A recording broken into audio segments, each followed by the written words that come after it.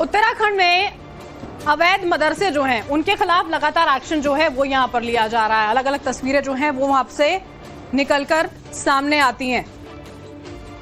उससे जुड़ी हुई जो खबर है वो आपको बताएंगे। पिछले कई सालों से भारत में हिंदू राष्ट्र की मांग हो रही है। देश के कई संगठन और साधु संतों की मांग है कि भारत को अब सनातन हिंदू राष्ट्र घोषित कर देना चाहिए, लेकिन भारत में फिलहाल ऐसा होता नहीं दिख रहा। भारत के पड़ोसी देश में जनसैलाब सड़कों पर उतर आया, वो भी हिंदू राष्ट्र की मांग के साथ। यकीन करना थोड़ा मुश्किल है, लेकिन हाथों में यूपी के सीएम योगी आदित्यनाथ का पोस्टर लिए लोग हिंदू राष्ट्र बनाने की मांग कर रहे हैं।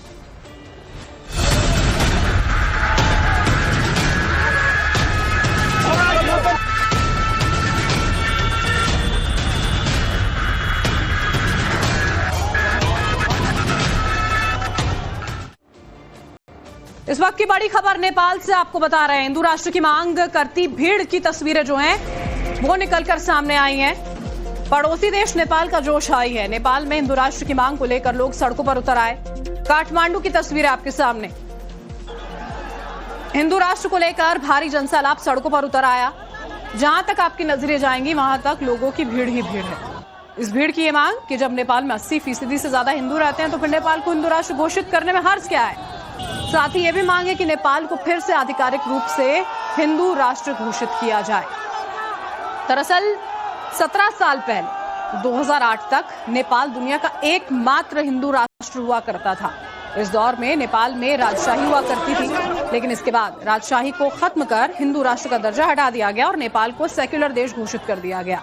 लेकिन नेपाल की इन तस्वीरों को देखकर वहां की ओली सरकार का तनाव बढ़ गया। दूसरी वजह यह भी है कि नेपाल के पूर्व राजा ज्ञानेंद्र शाह 2 महीने बाद काठमांडू लौटे हैं। ये पिछले 2 महीने से नेपाल के अलग अलग इलाकों में हिंदू राष्ट्र को लेकर लोगों को जागरूक कर रहे थे, लेकिन अब जब राजा काठमांडू के एयरपोर्ट पर पहुंचे तो जनसैलाब सड़कों पर उमड़ आया।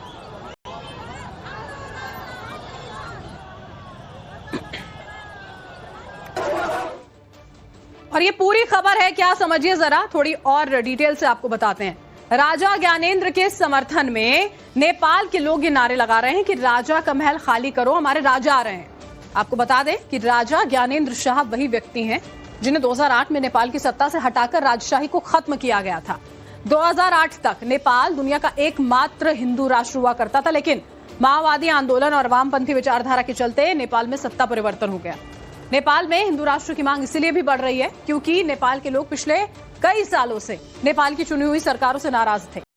2008 से अब तक पिछले 17 सालों में 13 सरकारें बदल चुकी हैं और नेपाल की सरकारों के भारी भ्रष्टाचार और गरीबी, बेरोजगारी जैसी समस्याओं को लेकर लोग फिर से राजशाही और हिंदू राष्ट्र की मांग उठाते हुए नजर आ रहे हैं। और देखिए, हिंदू राष्ट्र को लेकर नेपाल में चल रहे आंदोलन की एक तस्वीर बहुत वायरल है। नेपाल की सड़कों पर लोगों की भीड़ उत्तर प्रदेश के मुख्यमंत्री योगी आदित्यनाथ के पोस्टर को लेकर प्रदर्शन कर रही थी। बहुत से लोगों के मन में यह सवाल आया कि नेपाल में सीएम योगी का क्या रोल है। यहाँ लोगों की भीड़ अपने हाथों में सीएम योगी का पोस्टर लेकर क्यों चल रही है। दरअसल नेपाल में भी मुख्यमंत्री योगी की पहचान एक मजबूत हिंदूवादी नेता के रूप में है। जिस तरह से योगी आदित्यनाथ हिंदुत्व को लेकर अपना पक्ष रखते हैं, उससे नेपाल के लोग बहुत प्रभावित हैं। 2008 में जब नेपाल को हिंदू राष्ट्र का दर्जा उसका खत्म किया गया था, तब भी योगी आदित्यनाथ ने इसका विरोध किया था। इसके बाद 2015 में जब नेपाल को धर्मनिरपेक्ष राष्ट्र घोषित किया गया था, तो इसका भी योगी आदित्यनाथ ने विरोध किया था, क्योंकि योगी नेपाल को हिंदू राष्ट्र बनाए रखने के पक्षधर लगातार रहे थे। नेपाल को लेकर योगी आदित्यनाथ का हिंदू राष्ट्र के अलावा एक आध्यात्मिक कनेक्शन भी है। गोरखनाथ मठ का नेपाल के जो राज परिवार हैं, देखिए, उनसे पुराना नाता यहां पर रहा है। नेपाल का पूर्व राज परिवार खुद को गोरखनाथ संप्रदाय से जोड़ता है।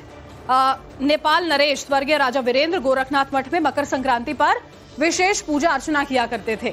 योगी आदित्यनाथ के गुरु महंत अवैधनाथ राजा वीरेंद्र के आध्यात्मिक मार्गदर्शक हुआ करते थे। 2015 में नेपाल में भूकंप जब आया था, उसके बाद गोरखनाथ मठ ने राहत कार्य जो किए गए थे उनमें भी खासी मदद की थी और भूकंप के बाद मंदिरों के पुनर्निर्माण में योगदान भी बाकायदा वहां पर हुआ था।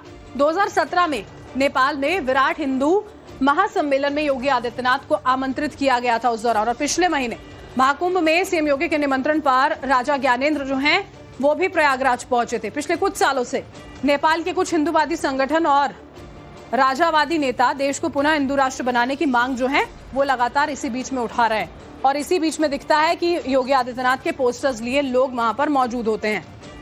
2017 में यूपी के मुख्यमंत्री बनने के बाद सीएम योगी नेपाल पहुंचे थे। उस दौरान सीएम योगी ने जो बात कही थी उसके बाद नेपाल में हिंदू राष्ट्र की मांग और तेज हो गई। सुनिए जरा। नेपाल आज अपनी पहचान के लिए तरस रहा है।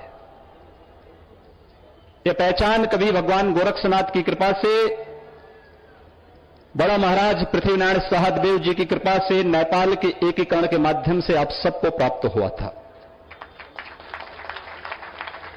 आज नेपाल को बांटा जा रहा है। हिंदू समाज को आपस में बांटा जा रहा है।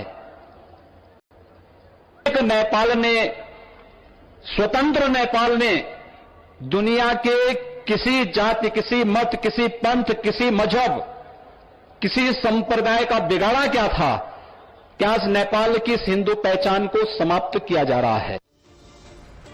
और इस पूरी खबर से जुड़ा हुआ एक और दिलचस्प फैक्ट जो है उसके बारे में भी आपको थोड़ी सी जानकारी दे देते हैं। राज परिवार गुरु गोरखनाथ को अपना राजगुरु मानता है। नेपाल के राजा के राजमहल के पास ही दरअसल गोरखनाथ की गुफा मौजूद थी। उस समय के राजा पृथ्वीनारायण शाह गुरु गोरखनाथ के दर्शन के लिए पहुंचा करते थे, जाते थे वहां पर, और पृथ्वीनारायण की भक्ति से खुश होकर नेपाल के एकजुट होने का वरदान जो है वो उनको दिया गया था। तभी से गुरु गोरखनाथ को राज परिवार से खिचड़ी चढ़ाने की परंपरा जो है वो शुरू की थी, जो अब तक चलती है। आज तक चली आ रही है खिचड़ी चढ़ाने की परंपरा। नेपाल के शाही परिवार की तरफ से गोरखपुर मठ में अभी भी जो खिचड़ी है उसे भेजा जाता है। मकर संक्रांति का मौका होता है, उस दिन गुरु गोरखनाथ को पहली खिचड़ी जो है गोरक्ष पीठाधीश्वर जो है उनकी ओर से चढ़ाया जाता है, और दूसरी खिचड़ी आज भी नेपाल नरेश की तरफ से यहाँ पर चढ़ाई जाती है। कई बार नेपाल नरेश जो है वो खुद खिचड़ी चढ़ाने के लिए गोरखपुर पहुंचे थे, उनकी तस्वीरें निकलकर सामने आती हैं। गोरखपुर मठ से नेपाल की सुख शांति के लिए महारोट का प्रसाद वितरण जो है वो किया जाता है।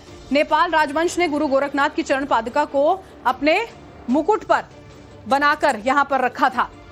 सिक्के जो है नेपाल के, गुरु गोरखनाथ का नाम उन पर भी लिखा हुआ होता है। ये तमाम कुछ मुख्य बातें हैं इनसे जुड़ी हुई।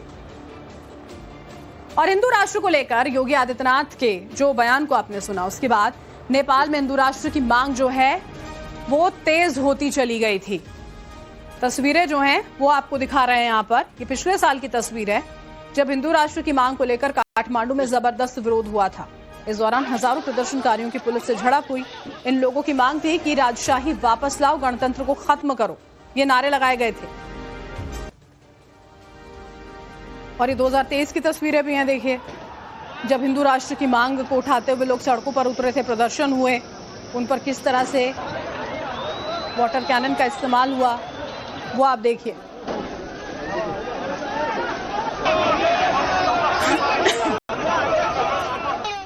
और नेपाल के हिंदू संगठनों का तर्क है कि अगर सनातन को बचाना है तो सेक्युलर कहने से काम नहीं चलेगा।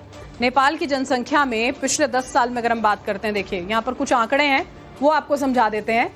जो पिछले 10 साल के आंकड़े हैं, मुस्लिम और ईसाई आबादी की हिस्सेदारी यहाँ पर बढ़ी है, हिंदू और बौद्ध आबादी की हिस्सेदारी घटती हुई नजर आई है। साल 2011 और 21 के सेंसेक्स के मुताबिक देखिए, तस्वीरें यहाँ पर आपके सामने हैं। 11 और 21 में हिंदू आबादी 81.3% से 81.19% हुई, बौद्ध आबादी 9% से 8.2, मुस्लिम आबादी 4.4 से 5.09 और ईसाइयों की आबादी 0.1 से 1.6% बदली है। ये नेपाल की डेमोग्राफी है जो 2011 से लेकर 21 तक 10 सालों में किस तरह से बदली है वो समझिए।